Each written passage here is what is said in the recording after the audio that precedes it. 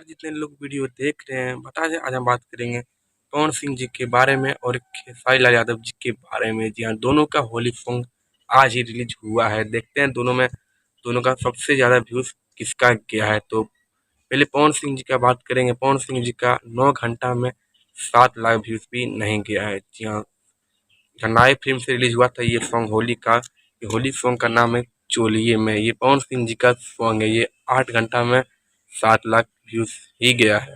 और खेसारी यादव जी की बात करेंगे तो खेसारी यादव जी का सॉन्ग का नाम है भगनवा के फुआ। जी हाँ, ये भी होली सॉन्ग है खेसारी यादव जी का। ये 8 घंटा में 1.3 मिलियन व्यूज अचीव कर गया है। जी हाँ, पोस्टर देख लीजिए मेरी स्क्रीन पर। 1.3 मिलियन व्यूज अचीव कर गया और ट्रेंडिंग पर चल रहा है। जी हाँ, दोनों में दोनों का सबसे ज़्यादा सॉन्ग कौन हीरो का आपको अच्छा लगा कमेंट कर जरूर बताइएगा।